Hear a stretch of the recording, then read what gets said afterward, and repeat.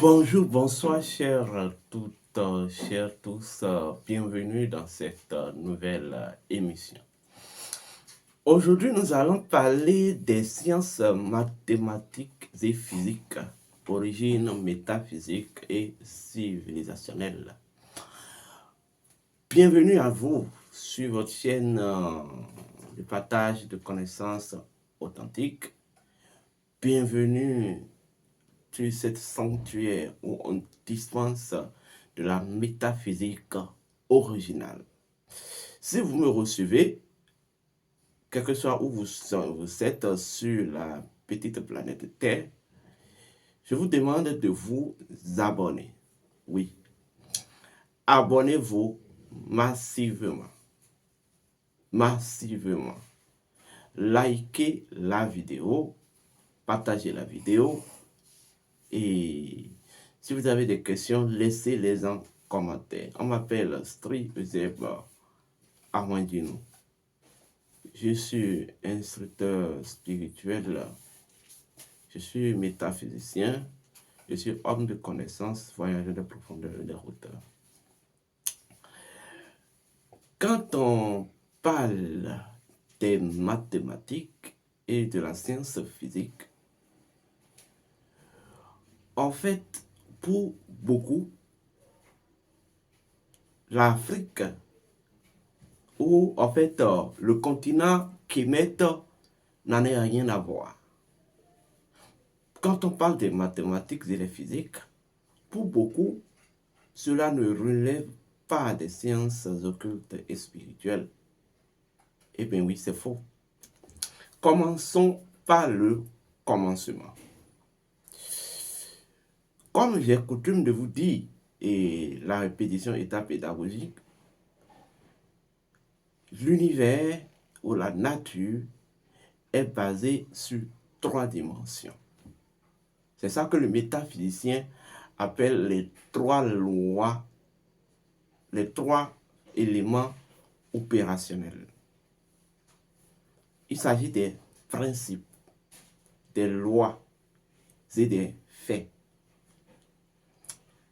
Un principe énonce le pourquoi d'une chose. Un principe, le principe d'une chose est le pourquoi de la chose. Et elle établit, je vais dire, les dispositions à l'énonciation de la raison d'être de la chose. Parce qu'il faut comprendre, le principe c'est dans le pourquoi, mais la loi c'est dans la raison d'être de la chose. Parce qu'il ne faut pas, en fait, lier le pourquoi à la raison. Le pourquoi d'une chose préexiste à la raison d'être ou la raison de la chose. Donc la loi s'occupera d'énoncer la raison d'être d'une chose. Or, le principe s'occupera d'énoncer le pourquoi d'être de la chose. Ça, c'est ce que tout apprenti, tout débutant peut garder. Donc, un principe, c'est le pourquoi d'être d'une chose. Une loi, c'est la raison d'être d'une chose.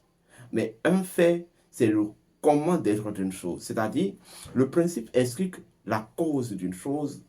La loi explique, en fait, les conditions d'être d'une chose, c'est-à-dire, voilà, énonce les diverses conditions et preuves par laquelle une chose est, et vous aurez les faits qui vont maintenant venir démontrer le mécanisme par lequel cette chose est, vous voyez, etc., etc. Voici l'architecture fondamentale. Et j'aime prendre l'exemple sur des pierres. Lorsque vous prenez une pierre a son pourquoi d'être. Et c'est son pourquoi d'être qui fait de lui ce qu'il est, ce qu'elle est, de par sa nature profonde. Et il y a une raison essentielle qui explique le pourquoi d'être du principe de la pierre. Maintenant, il y a une démonstration à la raison qui explique le pourquoi d'être des principes. Donc, principe, loi, fait. Fait, loi et principe. La pierre que vous voyez, en termes de métaphysique, représente en quelque sorte les faits. Donc, même la démonstration, l'état démonstrationnel de la raison d'être et en fait de la raison de pourquoi d'être de la pierre dans sa nature. Oui. Ceci pose les bases de la mathématique et des physiques. Oui. Le principe, dans sa nature, est neutre. Oui. Le principe, elle est neutre. Le principe est neutre.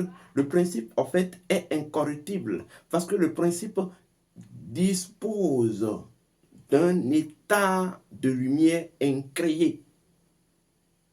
C'est pourquoi les initiés disaient que Dieu est une incréée.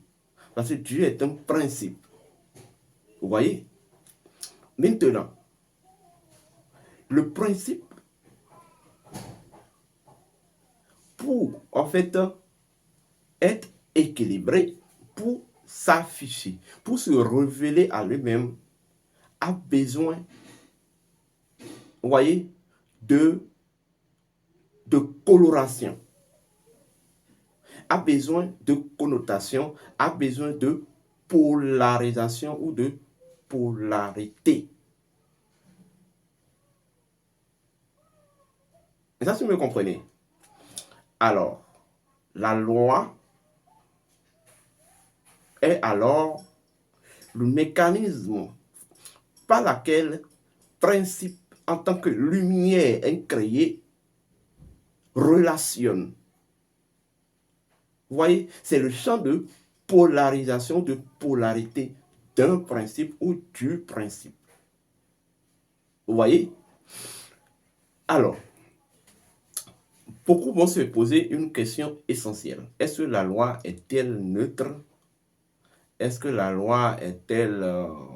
la loi n'est-elle plus neutre? La loi est neutre, à la seule différence que la loi est faite, est une vitrine polaritaire du principe. C'est grâce à la loi, en tant que vitrine polaritaire du principe, que le principe peut se révéler à lui-même et en fait créer ces conditions d'équilibre et de manifestation. Vous voyez?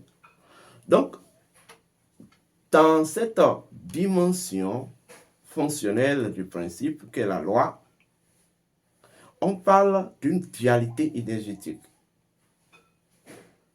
Et c'est en ça qu'on dit que le principe, en fait, de par essence, est à la fois, oui, sexualité et en fait, vitalité. C'est à travers la loi que le principe se recouvre d'une fonction de dynamisme et se recouvre en même temps d'une fonction d'équilibre. Et voici même la cause, c'est-à-dire le fondement métaphysique des mathématiques. Parce que quand on parle des mathématiques, nous allons retourner dans les mythes et légendes de l'Égypte antique et vous allez retrouver souvent une symbolique importante appelée l'œil d'Horus. L'œil d'Horus. Ou les yeux. Oui, l'œil d'Horus. L'œil d'Horus qui va en fait cadrer, vous voyez, les sommets pyramidales, les deux sommets pyramidales, puisqu'il existe deux yeux d'Horus, il existe l'œil du sommet céleste d'Osiris et de la pyramide, et l'œil du sommet souterrain, c'est-à-dire le sommet de la pyramide qui est centré au noyau souterrain, et le sommet de la pyramide qui est centré au noyau céleste. Maintenant, lorsque vous prenez les deux yeux vont énoncer deux grandes réalités. Les deux yeux vont énoncer ce que je vais appeler la géométrie et l'arithmétrie. L'arithmétrie qui concerne en fait l'indication des énergies. Vous comprenez? L'indication des énergies et leur en fait révélation. La géométrie qui concerne en quelque sorte la schématisation et le rééquilibrage, l'équilibrage des énergies. Donc lorsque vous prenez l'œil souterrain, de l'œil souterrain représente en fait la matrice qui donne une forme aux énergies, donc une géométrie. Par contre, l'œil céleste, qui représente la symbolique de l'arithmétique, c'est cette matrice qui indique et qui donne une identité précise aux énergies. Voici tout le fondement métaphysique de la mathématique. Donc, les sciences mathématiques ne sont qu'un ensemble d'indices naturels et métaphysiques qui permet, vous voyez, d'initier les énergies dans la nature et de les faire générer des multitudes de formes ou des formes ou des types de formes pour leur stabilité. Et lorsque vous prenez ne serait-ce que la pyramide répond à ces deux vibrations. La pyramide répond à l'arithmétique et à la géométrie. Lorsque vous prenez la pyramide, c'est un centre énergétique cosmique. C'est en fait un réceptacle d'énergie cosmique. Donc c'est une géométrie, c'est une forme identitaire. Mais dans sa dimension, il relie le règne céleste au règne souterrain, vous voyez, par intermédiation, vous voyez, du règne intermédiaire. Vous voyez? Maintenant, en même temps, la pyramide sert de point d'équilibre aux énergies et de point de révélation de nature aux énergies souterraines et célestes. Voici même pourquoi, dans les anciennes traditions, la pyramide a été toujours considérée comme le sanctuaire des mathématiques. Et alors, ceci, vous l'avez compris. Nous allons aller maintenant dans les profondeurs. Lorsque vous prenez un nombre est une énergie spirituelle disposant en même temps d'une forme qui est sa géométrie ou d'une géométrie qui est sa forme, sa représentation et disposant en même temps d'une valeur. Vous comprenez?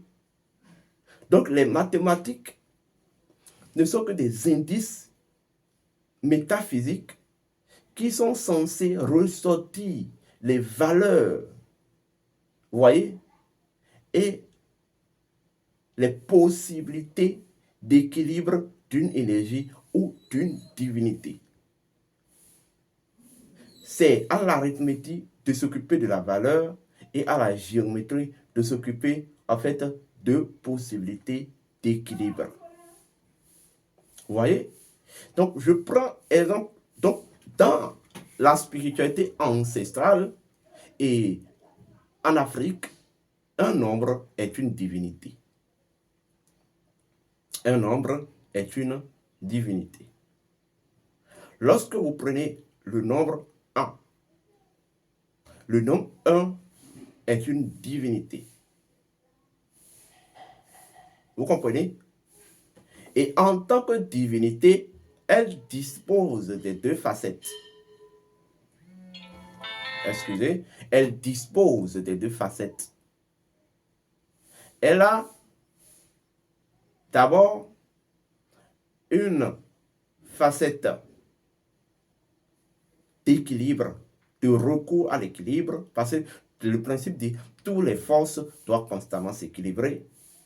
C'est sa dimension, c'est ça que c'est sa géométrie. Vous voyez? Et elle a sa facette de valeur. Et en tant que divinité qui se meut dans la nature, seules ses valeurs, les valeurs de sa propre nature, constituent son énergie nourricière. Donc les divinités, les principes de la nature se nourrissent par leurs propres valeurs. Donc la divinité 1, oui, ou le Dieu, ou la divinité Atum, la valeur ou son arithmétique, c'est ça que vous appelez le nombre 1. Vous comprenez? Et là, on va parler de sa valeur. Quand on parle de l'arithmétique, c'est l'innocence ou c'est la magie. Vous voyez? Lorsque vous prenez toujours sa géométrie, en fait, son recours à l'équilibre, ou son point, ou en fait son droit d'équilibre, c'est ça qu'on appelle le point. Et le point représente le champ de non-mesurabilité. Est-ce qu'on me comprend? Lorsque vous prenez le zéro, mais le zéro, bon, lorsque vous prenez le Nun, voilà, la divinité Nun, Nun en tant que divinité, en termes de valeur, donc arithmétique, c'est le zéro. Donc en termes de valeur, le Nun, c'est ce on va appeler, en fait, l'originalité. L'originalité. L'originalité. Et en termes de droit d'équilibre, qu'est sa géométrie, on va parler du cercle. Et quand on parle du cercle, le cercle énonce quoi? Le cercle, c'est le champ de toutes les possibilités infinies et illimitées. Lorsque vous prenez exemple, c'est un exemple, la déesse Nut. Dans son intégrité arithmétique, on va parler du chiffre 4. Donc, en fait, la valeur essentielle, c'est la miséricorde. Et donc, le droit d'équilibre est en fait l'amplification de la lumière, c'est-à-dire la matérialisation dans le carré. Donc, voici comment les initiés ont conçu la les mathématiques. Les mathématiques ne sont qu'un ensemble d'indices qui permet d'étudier une divinité, vous voyez, dans sa nature de valeur et dans sa nature de droit d'équilibre, arithmétique et géométrie. Voilà pourquoi le premier cours en numérosophie qu'on donne à tout apprenti des mathématiques occultes, c'est le calcul des valeurs secrètes des nombres.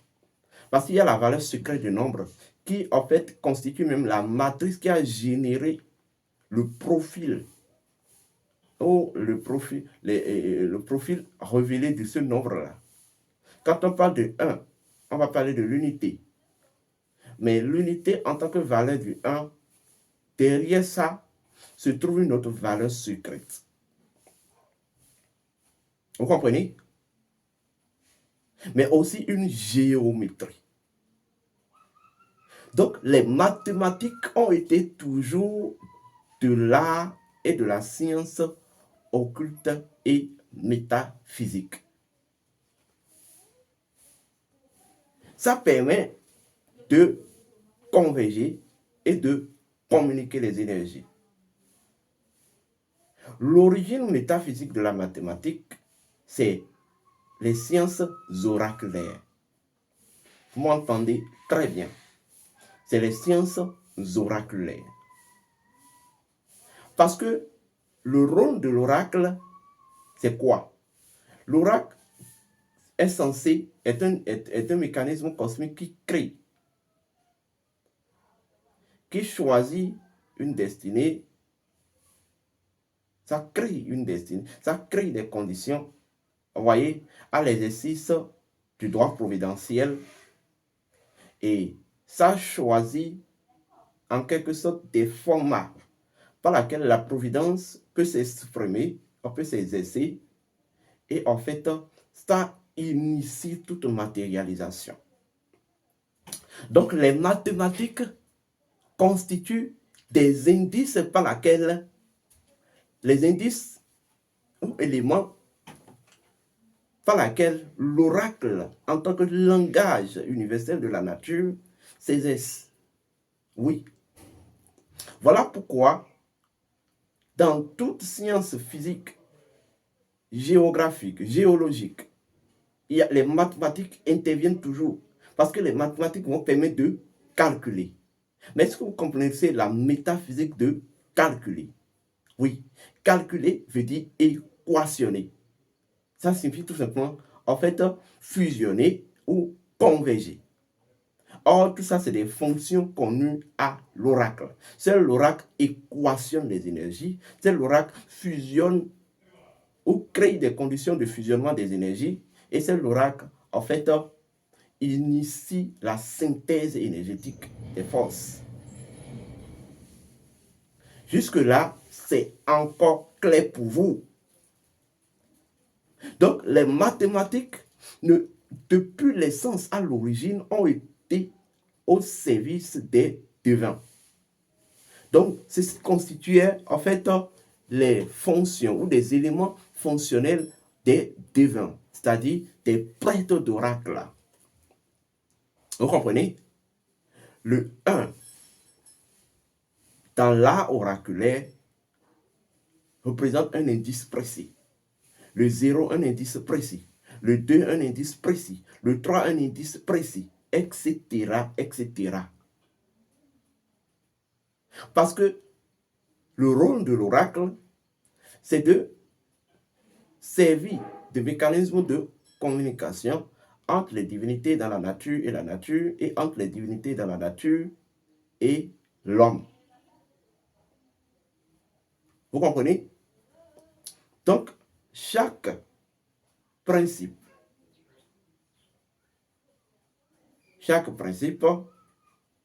de la nature dispose de sa fonction oraculaire et d'oracularisation, donc dispose de forcément d'une base mathématique. Et lorsque je vais encore retourner à la base ou à l'essence, lorsque vous prenez un principe, je vous ai dit, le principe pour se révéler a besoin d'une vitrine polaritaire. Et la loi, c'est la vitrine polaritaire de l'est du principe. Le principe de par essence est unique et unitaire. Nous sommes d'accord? Vous voyez, le principe est unique, spécifique et unitaire. Mais lorsque le principe se livre à la vérité de la loi, le principe devient multiple. Vous comprenez? Donc, en fait, la loi devient en fait la voie par laquelle le principe doit retrouver sa stabilité, son équilibre et l'expression ou la révélation de sa valeur secrète. Vous comprenez? Donc, un nombre, c'est tout simplement un principe. Mais lorsque le nombre se met dans des équations de multiplicité, ça veut dire que le nombre décide alors, vous voyez, de se mettre, le nombre décide de révéler ou de faire exercer sa nature cachée. ou en fait de retourner à sa source profonde qu'est le champ infini et illimité de la vie. Donc, toutes les nombres sont des divinités à part entière dans le Nun. Oui. Ceci annonce quelque chose, mais je ne vais pas vous le dire pour l'instant. Quand vous êtes en face d'un nombre, quand vous êtes en face des mathématiques, sachez d'abord qu'il ne peut pas avoir équilibre et rééquilibrage sans l'oracle. C'est l'oracle, oracle même veut dire équilibre et rééquilibrage. Donc, c'est l'oracle qui équilibre. Donc, vous comprenez pourquoi les arts divinatoires que nous disposons à notre ère actuelle, la plupart se fait souvent par des géométries. On fait des tracés, ou on fait des schémas. Vous comprenez alors pourquoi? Bien, voici la première partie de ce que j'aimerais vous dire. Dans la deuxième partie, je vais venir parler des physiques. Donc, cette fausse histoire qu'on nous a racontée en disant que la mathématique vient de la Grèce antique des scientifiques, c'est faux. La mathématique a toujours existé dans les couvents vaudous. A toujours existé dans les couvents vaudous depuis l'Égypte antique. Et en fait, les premiers, ce n'est pas Apothèque qui a été l'inventeur de la mathématique, je suis encore désolé, mais la mathématique est née avec les arts divinatoires. Oui, la mathématique est née avec les arts divinatoires. Et les mathématiques constituent des éléments par lesquels les arts divinatoires s'est cessé de façon pérenne et souveraine. Les mathématiques ont été toujours au service des arts divinatoires. Quand on parle de mathématiques, il s'agit tout simplement d'arithmétique et de géométrie, c'est-à-dire de valeur et d'équilibre de nombres, de valeur et d'équilibre de principe ou de divinité. Gardez ça comme base, comme fondement. Portez-vous bien et que les bénédictions soient.